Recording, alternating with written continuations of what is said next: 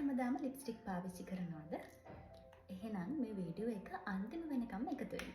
Lipstick නිසා විතරක් නෙමෙයි හැම දෙයක් නිසා ඔයාගේ ලිප් එක කළු වෙලා නම්, ඩ්‍රයි වෙලා නම්, කසනවා නම් මේ කියන ඕනෑම තත්ත්වයක් යටතේ ඔයාට මේ ට්‍රීට්මන්ට් එක කරලා බලන්න පුළුවන්.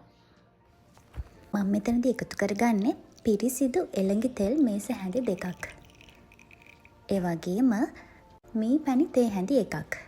ඔයා මතක තියාගන්න ඕනේ දේ තමයි මේ අමුද්‍රව්‍ය දෙක කිසිම වෙලාවක සමාන ප්‍රමාණ වලින් එකතු කරගන්නේ නැහැ. ඔයාට ඕනනම් මේ ප්‍රමාණය වැඩි කරලා හෝ අඩු කරලා හදාගන්න පුළුවන්. දැන් මේ දෙක හොද්දට මික්ස් කරගන්න. ඊට පස්සේ අපිට පුළුවන් මේක අපේ ලිප් එකට ඇප්ලයි කරන්න.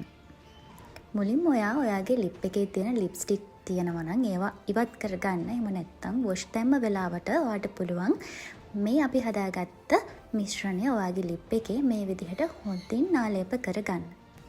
මම නම් ගොඩක් වෙලාවට මේක ඇප්ලයි කරන්නේ රාත්‍රී නිින්දට යන්න කලින්. දවසේ වෙලාවක් නැහැ. ඔයාට ඕනෙම වෙලාවක මේක ඇප්ලයි කරගන්න පුළුවන්. මේ විදිහට ඔයාට ඕනි තරම් කාලයක් මේක කල් තියාගන්නත් පුළුවන්. මේ දේවල් කරනවා වගේම ප්‍රමාණවත් තරම් වතුර බොන්න අමතක කරන්නත් එපා. තව මේ වගේ රහස් දැනගන්න ඕන නම් මතකතුවම ෆලෝ කරන්න. සුබ දවසක්.